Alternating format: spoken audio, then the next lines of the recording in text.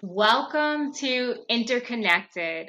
I'm your host, Jordan Saunders, and today we're exploring a conversation about movement, inclusion, and creating spaces where every athlete, no matter their ability, can feel successful and supported. This conversation is for you if you are a coach who wants to ensure every athlete in your program can succeed, but you're not sure how to support athletes that have different needs. You may be a parent that is watching or a grandparent listening, thinking about signing your child or grandchild up for a gymnastics class, but feeling hesitant, unsure if the environment will truly support them. Or maybe you're someone curious about how movement can be a tool for connection, growth, and confidence. So, our guest is someone who has dedicated her career to making that vision a reality. Dr. Sigourney Weathers is a pediatric physical therapist, adaptive gymnastics, and trampoline specialist, coach educator. She's the founder of Balance Creations Therapy and Trampoline, and all in gym training. She's helping athletes of all abilities thrive by making movement accessible, fun, and meaningful. Sigourney, I'd love to start with where you are located and your story. Can you tell us a little bit about what drew you into this work? And did you have a moment when it really hit you that this was the path you were meant to follow?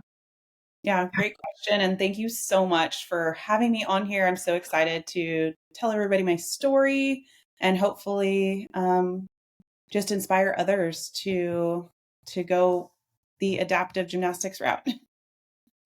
So I currently am west of Fort Worth, Texas, and there I grew up in Dallas, but I'm currently west of Fort Worth. And there were really three moments that have kind of led to this. I've always wanted to be a PT or something in the medical field. My mom owned a gymnastics facility for 22 years, so I grew up there. I grew up there doing every job that I could. I learned the gym inside and out. And so a few years after I went to PT school, I settled into what I thought was my dream job at an outpatient pediatric clinic. There were about three OTs, three speechies, and then I was the only PT. I was able to and allowed to build the program from the ground up, a full caseload in under a year. But I kept feeling like something was missing. I was still working at the gym a little bit, a lot of PT in the outpatient clinic, but I just kept thinking if I could only get them on a trampoline, if I could only get them in the gym, everything, these kids would get everything so much quicker, and I wouldn't be pulling my hair out after session going, what could I have done differently? Where did I go wrong? Or like, why aren't these kids listening to me? I was still in that mindset. And so I also ended up starting a special needs program when we used to call it special needs 3 years before I got my dream job in PT school. And so this has always been something that has kind of landed in my lap, not always something that I fully was going to do. But, anyways, during COVID, I decided to quit my job. And during that time, I was pregnant. I also had I have an autoimmune disorder.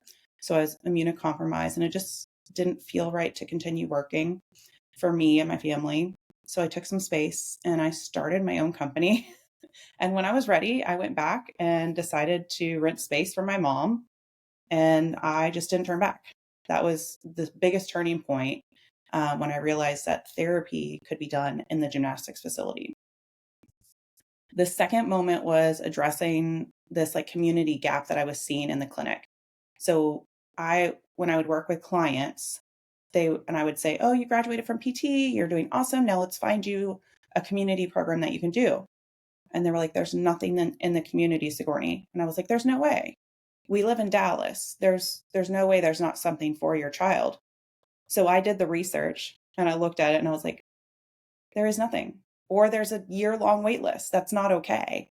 And so that was the other reason why I started Balance Creations, was to bridge that gap where from therapy to recreation, because there was nothing for them. They couldn't just jump into a neurotypical class or an inclusive class. They needed that gap bridged. And so I went ahead and did it. And then the very last kind of turning point that really put all of this into action was I had a client that would see me at the clinic, and then about a year after I started my business, she came back and saw me for her son, and she sat me down before we did any evaluation. She said, "Sigourney, can you treat in a child-led, play-based, neurodiversity affirming way?" And I was like, "Sure." What does all that mean? And that night I did a lot of researching, and I was like, "Oh, this is going to feel really good. I can't believe I didn't know about this sooner." And what I found was a lot of OTs and speechies doing this and doing all these techniques, but no PTs. So I'm still one in a handful of PTs in the US that really treats child-led, play-based, neurodiversity affirming ways. So those are my three big moments that have led me to coaching other gymnastics facilities and then having my own business. I liked when you said, what does that all mean? And when you ask yourself, what does that all mean? Did you go out and research thereafter, or did you lean more on the parent to provide you more information about all of the different terms? The combination. It's definitely a combination, but this woman was like my angel, and she still is. She's a very close friend. And she was like, "This is it. This is what I've learned." And I was able to pick her brain as needed. But she had some way of just being there and encouraging just this play-based child-led. And it was just so easy. It was so easy just to go, "Oh, this is how this is done." I don't know. She had just a way of being that just encouraged that. She was like, "It's fine. Let my child do whatever. I know that you will scaffold his skills." And she just had so much confidence in me. And I think that's child-led, play-based learning and guidance right then and there. You have confidence within the child, and you know that they will choose something that they need to work on, and then you scaffold those skills. That's exactly what she did for me. So she used that practice and that technique for me as well. But I did do a lot of deep diving research, and I continue to do all that research and book reading and things like that. So I mean, all that entire like shelf is everything for the past like 5 years. Yeah, and I asked that too because, well, from the side as for someone that may be watching that may feel like they have to have all of the tools, or as a professional, and I can speak from personal experience as a speech language pathologist, I find so much value in being able to, when I was doing direct speech therapy, lean on the parents that I worked with, because yes, as a professional, people are thinking that you should have all of the answers possibly, but that's not always the case. And being able to confidently not only just do the research, but also to leaning on the parents. And that is just such a beautiful bridge because it allows that collaboration piece and allows both parties to feel that they're working together. The ultimate goal is making sure that the child has what they need in order to be successful. Both the professional and the parent want that same thing. I loved how you said that you did your own research when you had these terms that were not familiar, but you also invited the parent in to share, hey, like, it seems like you know a lot about this information. Do you mind sharing this with me? So I did want to bring that up because that leads me into my next question. There may be someone who has not heard of the term adaptive movement or inclusive coaching. So can you just share a little bit about what that may mean. Absolutely. Before I define these terms, I want to let you know that they're not set in stone yet. There's so much in our community that fluctuates. All of our terminology fluctuates very much. So I said we used to call it special needs gymnastics. That is now out the door, and we've shifted into calling it adaptive gymnastics. And so if you kind of think of that, it's a little bit easier to understand what adaptive gymnastics is, or this adaptive sport. And for me, when I define adaptive gymnastics, it involves modifying traditional exercises or activities like gymnastics activities to meet the unique physical, cognitive, or sensory needs of each individual. It's about making movement accessible, enjoyable, and meaningful for everyone, regardless of their abilities. Whereas inclusive coaching for me creates an environment where every single child feels welcome, capable, and valued. And it's not about lowering those expectations, but about adjusting what we need within class to meet every child where they are. And so typically my adaptive classes are those kids who need extra support that I can't offer in an inclusive class, because every single one of my inclusive techniques I have to use with every single child in that class. Whereas adaptive, I can really individualize it a little bit more, and my ratios are smaller. Another thing to think about is when we think about adaptive sport, we think about our people with physical disabilities, or our community with physical disabilities. And so I lump that into paragymnastics.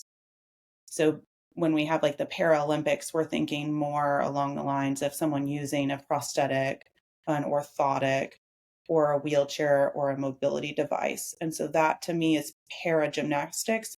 And we can put paragymnastics under an adaptive umbrella or an inclusive umbrella, depending on how much support they need. So a lot of the times, just in the gymnastics community, adaptive gymnastics is where you need a little bit more support.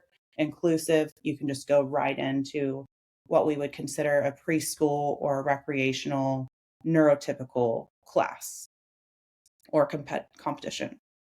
Does that help? Yes, that does. You provided a lot of great context to for someone that may not understand. That does help to be able to differentiate what all those terms mean. And I'm glad you said the part about two terms are always changing. I think that's so important, because that also, too, having that perspective that terms are always changes, sets the tone that allows someone to feel like you don't have to always know what it is. And some people may prefer different terms as Yes. well. And that's why I love that you said that, because it allows a bridge as well to have that conversation and feel the community around you, because you're working all together. So what if there's like a coach that's watching or listening right now, and they have programs going on? Maybe they're thinking, oh, I never really thought about this. I hope I'm creating this welcoming space for athletes with different types of disabilities that would allow them to be successful in the program that they're running. But maybe they're not feeling confident about whether they are meeting those needs. So what would you say to help them take the first step if there's something more that they could be doing? Um, what would you say to them? I love this question because we hear this all the time. I'm just so nervous. I'm fearful. I think I'm going to do something wrong. And I hear it all the time. And that just gives me the door to open up and educate and tell you, you don't need to be an expert to start. You don't need to be a physical therapist. You don't need to be an OT. You don't need to be a speech language pathologist. You don't need to have an ABA background to teach gymnastics to someone who learns differently, or to someone who moves differently. All you need to be able to do is be curious, ask questions, and listen. And that's really it. And as long as you're doing all of those things and then accommodating, typically you can figure it out, especially just for one kid. But once you start really wanting to get more information, then I tell them, like, go ahead and reach out to professionals. Like, me at All in Gym, seek a mentorship, someone who's been there before and done it. So you can say, hey, this happened today. Like, what are some of my other options that I could have done for next time? So that's typically what I love to tell people is you don't need to be an expert. Please don't think you need to be an expert or a professional. You are a gymnastics coach. You have so much knowledge. And I know gymnastics coaches sometimes don't believe that. They have so much knowledge of movement that it's just absolutely amazing. And once we start connecting dots, they're like, oh, I know this. I got this. So I want to give people confidence. Like, you don't have to be a professional to start this. Sometimes having someone tell you that you got this, and also too, coming from someone like you with your background, that is support in itself. So I do have a question from the other side of a parent or a grandparent that may be watching who wants to sign their child up or for a gymnastics class but feels hesitant. They might be wondering if the environment will support their child having a positive, successful experience. So, what would you say, based on your experience, to help them take the first step and feel supported? This brings up a lot of feelings in me because I fully understand the hesitation. I have a child who is autistic. I have also been that PT where my clients come and tell me there's nothing in my community for my child. They keep kicking my child out. They tell us they're not going to support my child's needs. And so, yeah, absolutely, we're going to sit there and go, I don't want to face that again. I don't want to have to like jump through hoops to advocate for my child. I'd rather just stay at home where they're accepted. And I get that. So I understand that hesitation. And I love this question for that reason. Because we want our child to feel safe, successful, and celebrated. We want them to feel seen and heard. And so for me, when I look for a program, especially for my own son, I'm going to openly tell them, hey, my son needs X, Y, and Z to feel supported, safe, and ready to learn.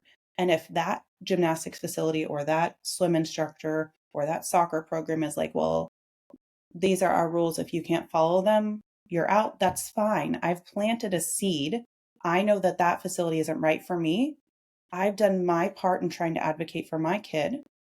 And I've planted a seed in that facility that says, oh, there is a need for this. And as if we get more parents calling and being okay with a no, but if we get more parents calling, these gyms will realize that there is a need. But because they've kicked us out of so many programs, we're still fearful. And I get that. That's okay. Like, it's not, oh, it's an icky feeling.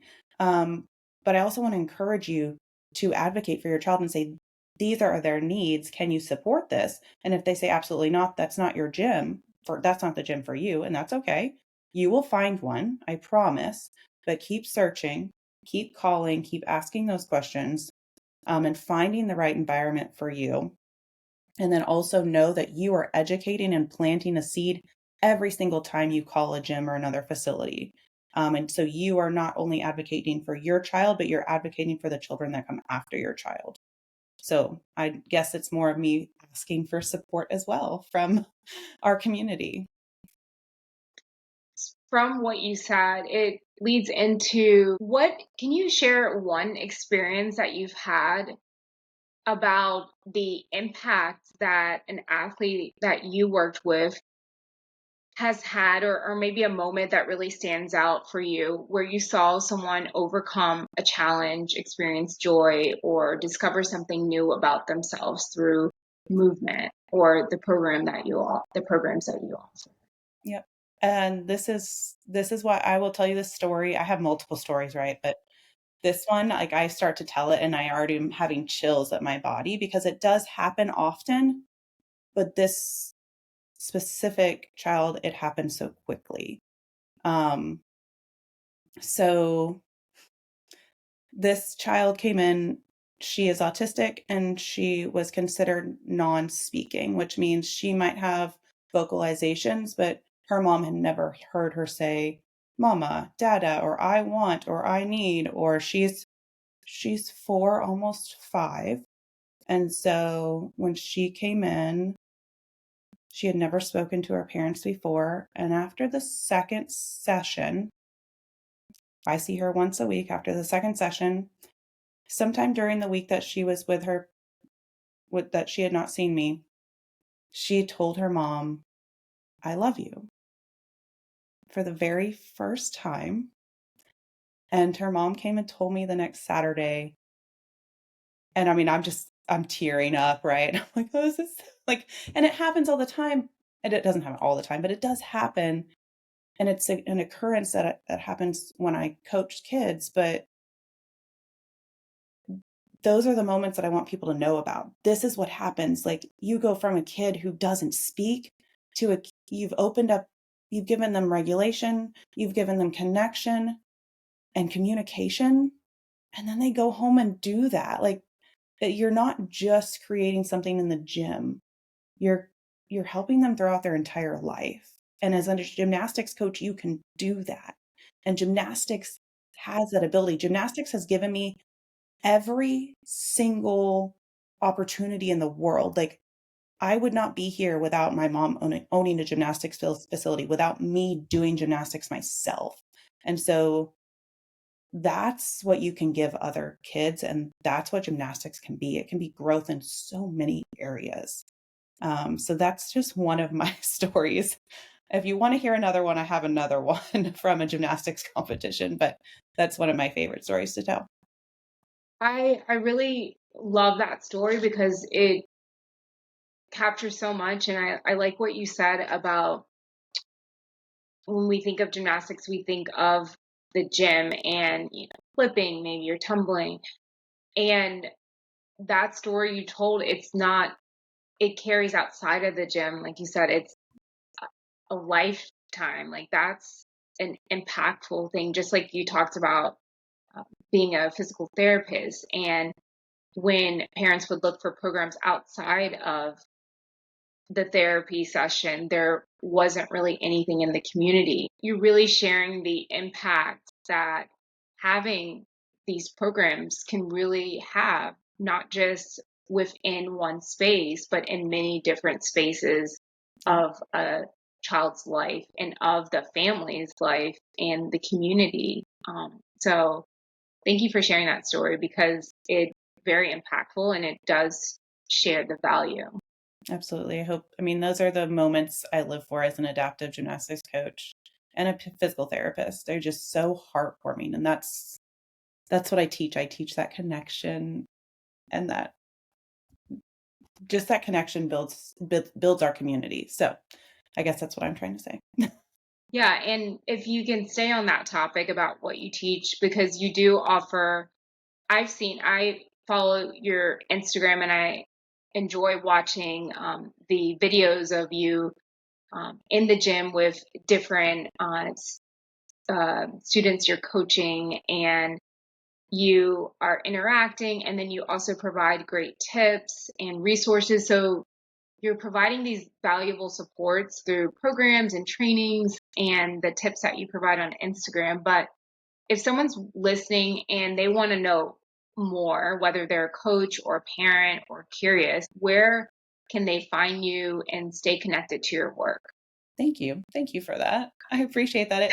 I think that social media takes quite a bit of work, and also to make it accessible and inclusive is also an extra step, which I'm not always the best at, but I try. But for coaches and gym owners wanting to either build inclusive or adaptive programs, or even just like have a phone call with me, they can visit our website, allinGymTrainingCo.com, or our social media on Instagram or Facebook at All in Gym Training Co. And then we also have a Facebook page, and that is All Inclusive Gymnastics Tribe. I'll have to make sure that's correct. I don't always remember that one. But we do have that for coaches and gym owners as well, to ask, questions and to connect with other gymnastics coaches already doing this and already living this adaptive and inclusive life. And so that was another thing I really wanted to build community. And so that's a space where we can build community together. And then for therapists and parents, you can find me at balancecreationspt.com or on social media, Instagram and Facebook at Balance Creations Therapy. I believe I have LinkedIn pages as well, but those don't get updated as much. And I'll include too links and any go-to resources that are good starting points. So we'll make sure to include that as well for anyone that wants to go a little bit further and find these resources that you provide. So I do want to say thank you for sharing your heart, your experience, and your passion. To everyone listening, whether you're a coach, a parent, grandparent, or you were curious and you tuned in, remember this: the willingness to show up is where it begins. Start where you are, take action. You have so much power to make a difference in so many lives. So start where you are. Thank you all for tuning in, and thank you again, Sigourney, for sharing the wealth of knowledge and your passion. Oh, thank you so much.